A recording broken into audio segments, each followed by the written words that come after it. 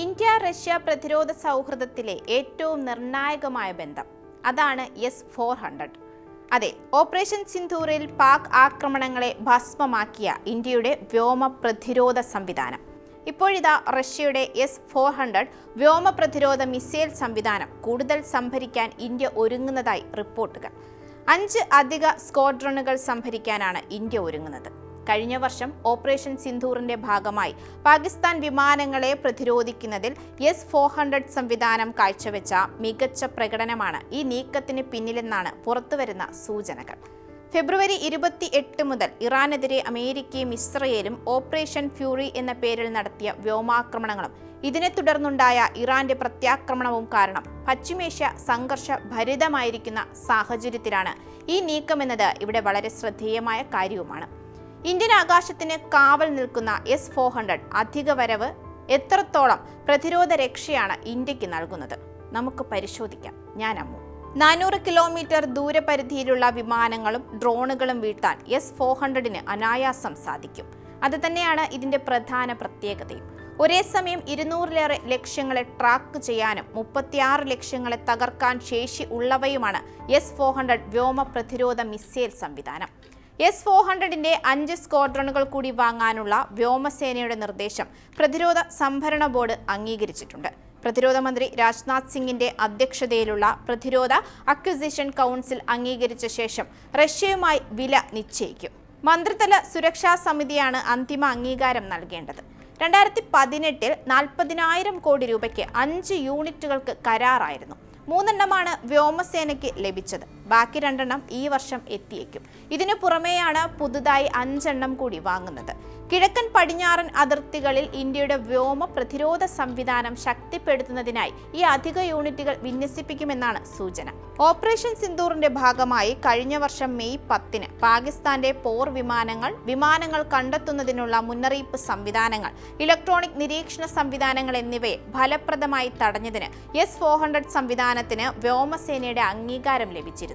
അന്ന് തന്നെ ഇന്ത്യൻ സേന അതിർത്തിക്ക് കുറുകെയുള്ള വ്യോമതാവളങ്ങൾ, റഡാർ സംവിധാനങ്ങൾ, കമാൻഡ് കൺട്രോൾ കേന്ദ്രങ്ങൾ എന്നിവ ലക്ഷ്യമിട്ട് ആക്രമണം നടത്തിയിരുന്നു. പാകിസ്ഥാൻ വിക്ഷേപിച്ച ക്രൂയിസ് ബാലിസ്റ്റിക് മിസൈലുകളുടെയും സുദർശൻ ചക്ര ഏറ്റുമുട്ടലിനിടയിൽ തടഞ്ഞതായി ഉദ്യോഗസ്ഥർ അറിയിക്കുകയും ചെയ്തിരുന്നു. ഓപ്പറേഷൻ സിന്ദൂറിൽ പാകിസ്ഥാനിൽ നിന്നുള്ള പ്രത്യാക്രമണം തടുക്കുന്നതിൽ S-400 സംവിധാനം വലിയ പങ്കാണ് വഹിച്ചത്. ഇത്തരത്തിലുള്ള സംവിധാനങ്ങൾ കൂടുതൽ എത്തിക്കേണ്ടതിന്റെ ആവശ്യകത ഉണ്ടെന്ന് വ്യോമസേനാ മേധാവി AP സിംഗും വ്യക്തമാക്കിയിരുന്നു അന്ന്. ഇതിന് വിപരീതമായി പാക് സൈന്യം ചൈനയിൽ നിന്ന് വികസിപ്പിച്ചെടുത്ത HQ-9 എയർ ഡിഫൻസ് സംവിധാനവും വിന്യസിച്ചിരുന്നു. എന്നാൽ ഇന്ത്യൻ വ്യോമാക്രമണങ്ങളെ ഫലപ്രദമായി നേരിടാൻ ഈ സംവിധാനത്തിന് കഴിഞ്ഞില്ല എന്നതാണ് വാസ്തവം. മറ്റ് ആഗോള സംഘർഷ മേഖലകളിലും HQ-9 സംവിധാനം വിമർശനങ്ങൾക്ക് വിധേയമായിട്ടുള്ളതാണ്. എന്തായാലും വ്യോമാക്രമണങ്ങളെയും മിസൈൽ ഭീഷണികളെയും നേരിടാൻ S-400 ഇന്റർസെപ്റ്റേഴ്സിന്റെ ശേഖരം വർദ്ധിപ്പിക്കാൻ വ്യോമസേന ഇപ്പോൾ ലക്ഷ്യമിടുകയാണ്. റഷ്യയുമായി ഇതിന്റെ ചർച്ചകൾ പുരോഗമിക്കുകയും ചെയ്യുന്നുണ്ട്. ഉടൻ ഒരു പുതിയ ടെൻഡർ പുറത്തിറക്കുമെന്നും റിപ്പോർട്ടുകൾ പറയുന്നുണ്ട്. എന്നാൽ ഇതുമാത്രമല്ല, റഷ്യൻ പ്രതിരോധ ബന്ധത്തിൽ ചില കൂടിച്ചേരൽ വാർത്തകൾ കൂടി പുറത്തു വരുന്നുണ്ട്.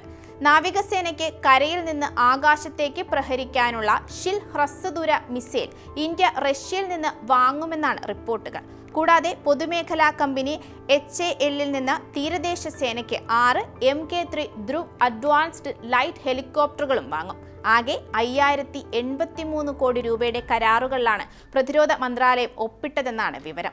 ന്യൂഡൽഹി സൗത്ത് ബ്ലോക്കിൽ പ്രതിരോധ സെക്രട്ടറി രാജേഷ് കുമാർ സിംഗിന്റെ സാന്നിധ്യത്തിൽ ഷിൽ മിസൈലുകളും മിസൈൽ ഹോർഡിംഗ് ഫ്രെയിമുകളും വാങ്ങാൻ റഷ്യൻ കമ്പനി JSC-യുമായി 2183 കോടിയുടെ കരാറിലാണ് ഒപ്പിട്ടത്. HAL-യുമായി 2900 കോടിക്കാണ് കരാർ.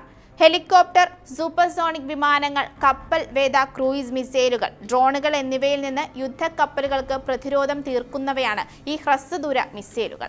അത്യാധുനിക റഡാർ, ഫയർ സംവിധാനങ്ങളുടെ പിന്തുണയോടെ കുത്തനെ പറക്കുന്ന മിസൈൽ ശബ്ദത്തെക്കാൾ 2.5 ഇരട്ടി വേഗമുള്ളവയുമാണ്.